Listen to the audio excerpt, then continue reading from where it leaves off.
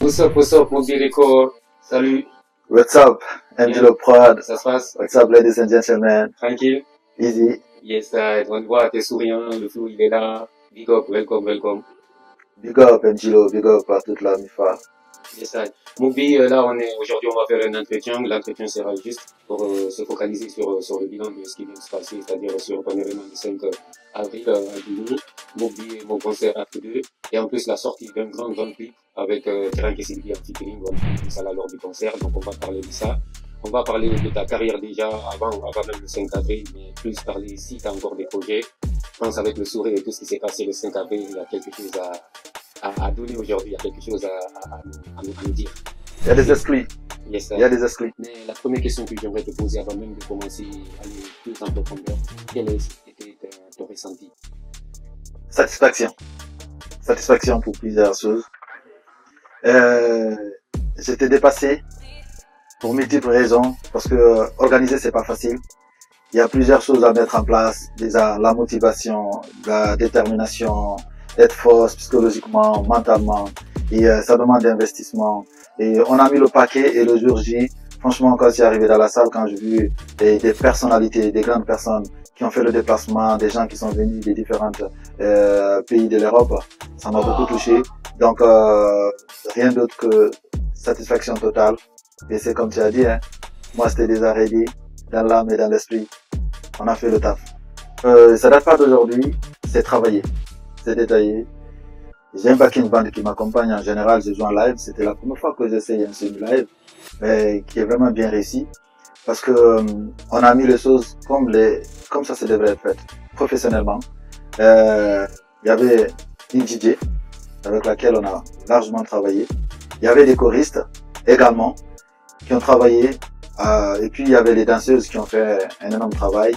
Et c'était le comeback, d'accord, après plusieurs années d'absence. C'était l'acte 2 qui n'a pas eu lieu en 2024. Donc, il fallait mettre le paquet, il fallait travailler, il fallait rendre ça propre, il fallait vraiment rendre ça professionnellement bien pour toutes les personnes qui se sont déplacées et toutes les autres personnes qui vont tomber sur les images de ma prestation sur scène. Donc, c'est pas fait au hasard. Chaque chose a été travaillée. Déjà, il faut bien détailler ce qu'on appelle un after. Parce que c'est facile de prendre le mot, c'est servir du mot, c'est inventer des mots after sans savoir d'où vient le mot ou sans savoir c'est quoi le sens du mot. Et normalement, un after est censé être fait pour un artiste qui a presté, et puis après sa prestation, il a des invités, il a des personnalités et il a d'autres personnes qui devaient être proches, qu'il n'a pas pu le rencontrer, le croiser ou l'approcher pendant le concert. C'est des trucs qui se passent quand il y a les requins, quand ils les caries quand ils sont en tournée, que ce soit en Europe, que ce soit ailleurs. J'ai assisté à des afters, des grandes pointures, et après les concerts, que ce soit à Bercy, que ce soit dans des Stade de France, ils se rendent dans un endroit privé et chic, glamour. Ils vont rencontrer du beau monde, du bon public, des personnalités et avec lesquelles ils passeront un moment où ils ne sont plus des stars, ils sont là avec leurs proches, avec des personnalités aussi qui sont aussi authentiques et grandes que, tu vois. C'est ça l'after. L'after, c'est pas quand quelqu'un organise un truc et une autre personne pique cette chose et il fait. Ça doit être fait par l'équipe de l'artiste même. Et l'artiste, c'est dire, ok, on a beaucoup de personnes qui vont venir de partout au concert. Tu dois te focaliser sur ta prestation, tu dois te focaliser sur ton concert. Et après le concert, il y a un endroit où tu vas recevoir toutes les bonnes personnes pour manger, boire, danser et faire des photos, faire des petites interviews, échanger et puis parler de projets à venir. C'est ça l'after. L'after, c'est non stress, tu vois. Et c'est ça qu'on a voulu faire. On savait que l'événement allait être une réussite. On savait qu'il y avait des personnes qui allaient venir de d'autres pays, de d'autres villes. Et on ne pouvait pas les laisser tomber comme ça, s'éparpiller partout dans Paris, dans des ballets parisiens. C'est pourquoi on a choisi un endroit chic et glamour pour les dire après l'événement. C'était privé, c'était tellement privé qu'on l'a pas annoncé, ni sur les réseaux sociaux, ni sur scène. C'est seulement après le concert, les gens concernés se sont rendus à l'endroit et c'était une très belle soirée. On a bien mangé, on a bien rigolé, L'affaire aussi, c'était notre manière de dire, écoutez, les gars, vous avez vu ce que vous avez vu, et il y a quelque chose de grandiose qui arrive, Et c'est de les montrer aussi d'autres personnes avec lesquelles je travaille, des collaborateurs, ou de dire aussi, ben voilà un endroit où j'ai fait quelque chose qui a été diffusé sur scène. Parce qu'il y a beaucoup de gens qui m'ont dit, ouais, le clip était bien sur scène, on a vu, et c'est bien de le voir par téléphone, mais c'est encore quand on le voit sur un écran de télé ou voilà, un grand écran. Et c'est là où je les ai dit, le clip a été réalisé à Ideal Studio. Ideal Studio, c'est un endroit magnifique, high level. Voilà, comme tu as dit, un endroit où je suis en collaboration, en partenariat avec voilà le proprio. Un endroit où je me rends pour réaliser mes clips, pour mes shootings et pour d'autres projets également à venir. Le titre Imohi Dylan avec Tilan Kessidimé, c'est un son qui existait mais c'est une autre forme. Et quand j'ai fait connaissance avec Tilan Kessidimé, je l'ai proposé. Elle a écouté, elle m'a dit tout de suite, waouh, j'ai kiffé. Et Tilan Kessidimé, c'est une grande star, mais qui n'a pas toujours chanté en couleur, ou très rarement. Donc, c'était une opportunité pour elle aussi de chanter dans une dialecte guinéenne et qui a apporté une touche extraordinaire. J'avais l'habitude de dire, à force de rester dans le truc, on est obligé de trouver sa direction. Aujourd'hui, c'est ma direction. D'accord? De valoriser la culture africaine, de valoriser les dialectes africains, de valoriser les tenues traditionnelles africaines.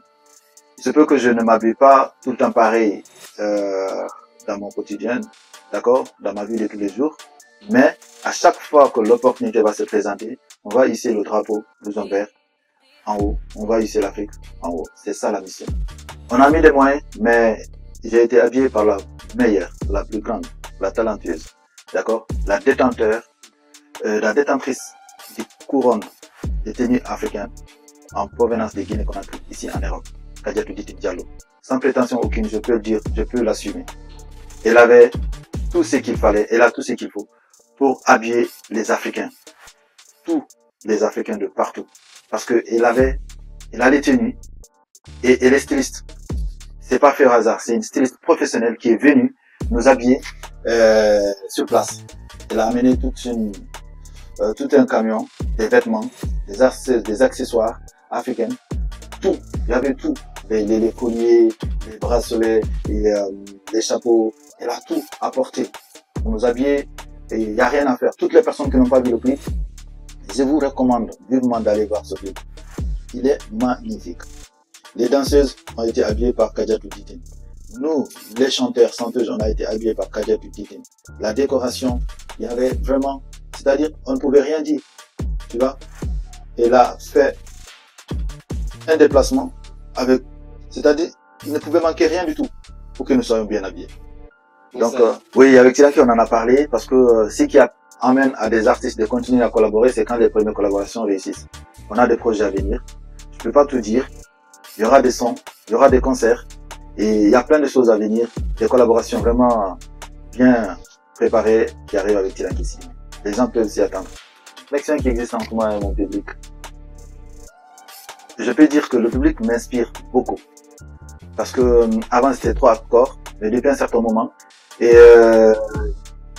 je peux dire que je suis félicité, je ne vais pas dire sollicité, mais félicité par beaucoup de filles, beaucoup de femmes qui aiment ce que je chante, qui aiment ce que je dégage. Donc en privé, en public et dans les rencontres. Et ça motive un artiste, voilà, d'avoir une direction, d'avoir une inspiration, d'avoir même les mots, les flots. Donc, je suis beaucoup inspiré par mon public, qui est surtout le public féminin, et qui m'apporte vraiment beaucoup d'inspiration. C'est pourquoi je chante beaucoup de chansons d'amour quand j'ai remarqué, hein. Parce qu'avec la gente féminine, je peux dire que on se parle à distance, d'accord? Mais les youths, les vrais, quand je dis les vrais, on est proches. Tu vois ce que je veux dire? Dans le ghetto, je suis avec les vrais. Je suis plus proche et tout le temps, je peux dire, on échange tout le temps avec les youths, les vrais, que ce soit les anciens, que ce soit la nouvelle génération, que ce soit, voilà, ma génération à moi. Tu vois ce que je veux dire? C'est pourquoi des fois aussi je suis obligé d'écrire des textes durs, des textes qui parlent de la vie, des textes qui parlent de tout ce qui se passe autour de nous. Il y a des fucks parmi nous, tu vois. Il y a des badman parmi nous, tu vois. Et il y a certaines personnes qui n'assument pas. Il y a des traîtres. C'est pourquoi des fois on est obligé d'écrire des textes durs quand tu entends par exemple Babylone, tu vois. Et ici, il y a aussi ce qu'on vit tous les jours pour apporter aussi une certaine chance et des messages et de l'espoir à ceux qui se battent de tous les jours. C'est-à-dire, on a des textes où on dénonce ce qui se passe, que ce soit en Afrique, que ce soit ici, que ce soit ailleurs dans le monde, l'injustice, tu vois. Voilà, il y a plein de choses pas correctes aussi qui se passent dans le monde. Moi, je peux me permettre peut-être de le dire, tu vois. Donc, c'est ces arts de vécu aussi qui nous amènent à écrire dur, à revendiquer, à dénoncer, à encourager, à demander les gens de travailler, d'être forts mentalement, spirituellement, et aussi essayer de toujours faire de sorte d'être bien économiquement parlant.